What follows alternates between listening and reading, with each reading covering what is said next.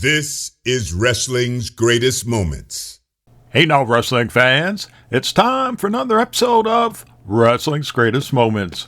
Madison Square Garden is the mecca of professional wrestling, where there are many other historic venues. Sit back as Wrestling's Greatest Moments looks at Classic Coliseums, the Greensboro Coliseum. Before we get started though, don't forget to subscribe to our channel and hit that notification bell so you don't miss a single video. Jim Crockett Promotions, JCP, had many fantastic venues for its fans, but the Greensboro Coliseum was the territory's crown jewel, a place where fans witnessed history being made, feuds played out in dramatic and violent fashion, and titles changed hands. JCP, which eventually adopted the branding Mid-Atlantic Championship Wrestling, had many important venues. Its fans knew that the Richmond Coliseum, the Dorton Arena, Charlotte Coliseum, and the Winston-Salem Memorial Coliseum, to name a few, were important locations for the territory and part of the traveling circuit that wrestlers worked in. Most of the time, two circuits ran simultaneously, and Booker George Scott expertly arranged talent to keep faithful crowds on the edge of their seats. On Monday nights it was Greenville or Charlotte, and on Tuesdays, JCP wrestlers appeared in Columbia or Raleigh. Wednesdays were designed for television at WRAL Studios in Raleigh, and Thursdays were either Greensboro, Norfolk, or maybe Burlington. On Fridays, programs were booked for Winston-Salem and Charlestown, and over the weekend, wrestling was staged in a number of different cities, including Roanoke, Spartanburg, Hampton, and Asheville. However, Greensboro was a magical place for fans. Mid-Atlantic wrestling historian David Chappelle describes this and how, during the glory days of Mid-Atlantic Championship Wrestling, fans would flock to the Greensboro Coliseum in Greensboro, North Carolina, knowing that they would be seeing the absolute best cards of grappling action that Jim Crockett Promotions could produce. And more often than any other town in the Mid-Atlantic area, Greensboro would play host to major title changes that its spectacular cards would spawn. Featured JCP commentator Tony Schiavone regularly attended events at the Coliseum as a fan before it became his workplace. Many a wrestler, including Nature Boy Ric Flair, has fond memories of working the arena, including his iconic programs with Ricky Steamboat, Sting, Lex Luger, Dusty Rhodes, and Harley Race. The birth of a wrestling stronghold. The Greensboro Coliseum opened in 1959.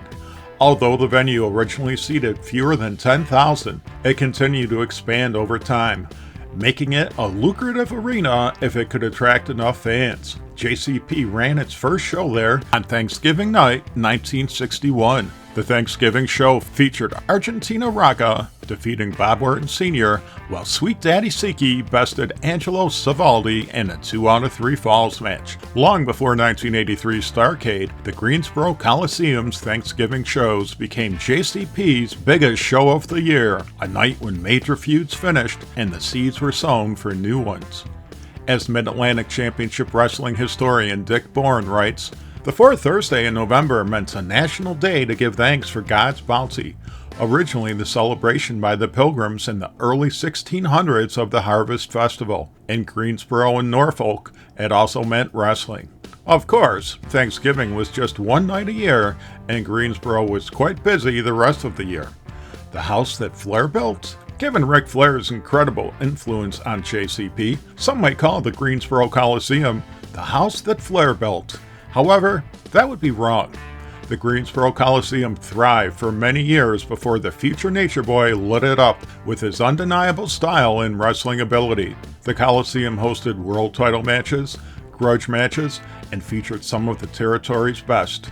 The promotion thrived on tag team action, including tandems such as George and Sandy Scott, Rip Hawk and Sweet Hansen, Johnny Weaver and George Becker, Gene and Ole Anderson, and Brute Bernard and Skull Murphy, to name a few. Single stars weren't left out either, with many of the tag team wrestlers working singles matches, as well as stars like Luther Lindsay, Abe Jacobs, Hans Schmidt, Johnny Walker, and Boris Malenko. JCP fans regularly saw the NWA World Heavyweight Championship defended in Greensboro during the 1960s and early 1970s. with visits from Lou Thez, Buddy Rogers, Gene Kiniski, and Dory Funk Jr. The Jim Crockett Scholarship Fund. Jim Crockett Promotions was known for its charitable work. The Mid-Atlantic Gateway's Dick Bourne recalls the origins of what became known as the Jim Crockett Scholarship Fund shows.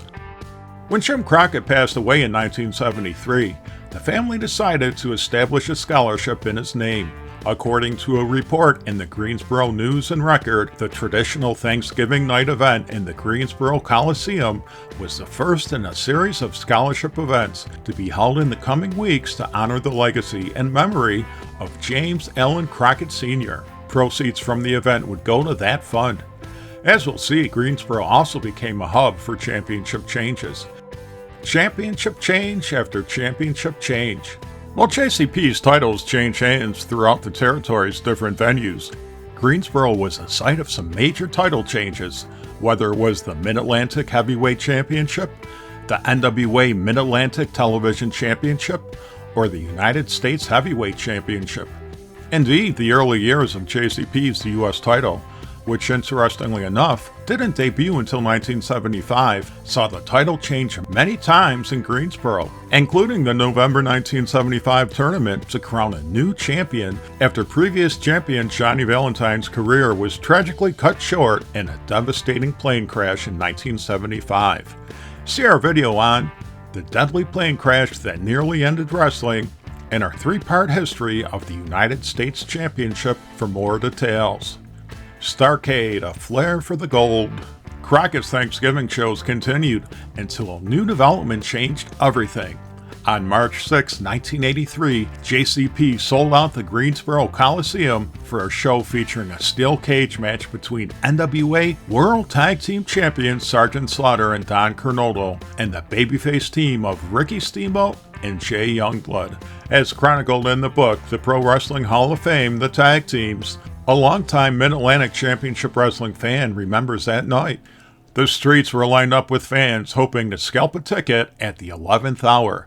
No accurate count was made, but it's safe to say that fans were turned away by the thousands. We had people pleading with us on the street, "Please, I'll give you anything you want." If they had the seats, they could have sold 25 to 30,000 tickets. While some skeptics might scoff, skeptics have confirmed it, with Voices of Wrestling's Liam Byrne writing in 2021, "The final conflict, March 12, 1983, at least passes the optics test. The Greensboro Coliseum looks full to bursting when watching the card over 20 years down the line. Unlike many of the other shows that may or may not have been turning people away at the door, it also passes the legacy test. The success of the show would directly lead to Starrcade, as the NWA moved into the world of closed-circuit television and eventual pay-per-view." Encouraged by the Greensboro show's success, promoter Jim Crockett Jr. decided to use closed-circuit television to expand his audience with the promotion's usual Thanksgiving show. Historian Dave Meltzer would look back at Starrcade's success and the structure behind the concept. Starrcade 83 saw the advent of a new and risky concept, closed-circuiting a card at high prices, $12.50 to $15 per head, over a geographical area consisting of several states and into Puerto Rico. While closed circuit was used in wrestling before, past attempts came nowhere close to Starrcade's success. Between the sellout in Greensboro and closed-circuit sites, 54,755 fans turned out, the largest crowd and the largest gate in pro wrestling history in North America. Consequently, Starrcade became a regular closed-circuit event that inspired WrestleMania and became the new Thanksgiving tradition in the Carolinas, with Greensboro hosting the first 3 Starrcades and co-hosting Starrcade 86. Flair Stage. As we've seen, many wrestlers made Greensboro into the place to be for JCP fans. Nonetheless, no wrestler is more associated with the Coliseum than Ric Flair. As documented in our series, Ric Flair and Mid-Atlantic Wrestling, promoter Jim Crockett Jr. developed Flair into his #1 heel and draw. Flair would also work as a babyface, but whatever his status, he was always a top attraction.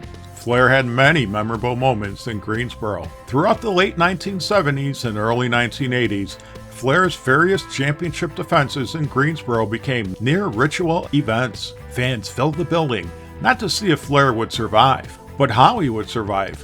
However, even Flair wasn't invincible, and he lost matches, including big ones such as when he dropped the NWA World Heavyweight Championship to Dusty Rhodes at July 26, 1986's Great American Bash. One classic after another. It would take a 2-hour video to document the many great moments that transpired at the Greensboro Coliseum. However, no video would be complete without mentioning 1985's apocalyptic I Quit Steel Cage match between Magnum TA and United States champion Tully Blanchard. The event at Starrcade 85 The Gathering was one that fans would never forget. This wasn't Flair's show, it belonged to Magnum TA and Tully Blanchard. Their feud was one of the most intense rivalries in NWA history, built on personal grudges, sneak attacks, and brutal brawls. The match epitomized Southern Wrestling's often violent side, with Magnum thwarting Tully's attempt to take his eye out with a chair leg and turning the tables. While Blanchard never said "I quit," his screams of "yes, yes, yes" was enough to make the referee call for the bell. This wasn't a sports entertainment spectacle, this was Southern Wrestling at its grittiest. It was one of the most emotional, violent finishes ever seen, and it happened, of course, in Greensboro. Another unforgettable night in Greensboro was 1988's Clash of the Champions.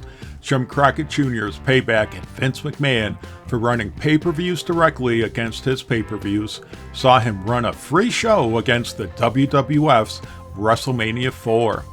The free show featured Sting wrestling to a 45-minute draw against NWA champion Ric Flair in a career-making match for the Stinger. The Clash also put a dent into WrestleMania 4, but sadly by then JCP was on the ropes, its demise just months away. The Greensboro Legacy. The Greensboro Coliseum would continue holding wrestling events after Ted Turner purchased Jim Crockett Promotions in 1988 and transformed it into World Championship Wrestling. While some JCP and WCW fans might cringe at the thought of a WWE ring at the once hallowed grounds of the Greensboro Coliseum, the WWE nevertheless held many shows there, including 1998's Unforgiven, 1999's King of the Ring, and 2001 Survivor Series pay-per-view. Lest we forget, WWE also held its ill-conceived attempt to use the Starrcade name to sell a show on November 25, 2017. One highlight late in the illustrious venue's later years was All Elite Wrestling's Revolution pay-per-view, which saw the retirement match of WCW icon Sting. There, Sting and Darby Allin defeated the Young Bucks, Nick and Matt Jackson. The event also featured special appearances from wrestling legends Ric Flair and Ricky Steamboat. Did you ever attend the wrestling card at the Greensboro Coliseum? What do you think of its legacy, and where would you rate it among other wrestling venues? Share your thoughts in the comments section, and let us know if there are any videos you'd like Wrestling's Greatest Moments to cover. In the meantime, subscribe to our channel, follow us on X and Instagram, and spread the good news about Wrestling's Greatest Moments, the channel that celebrates the squared circle.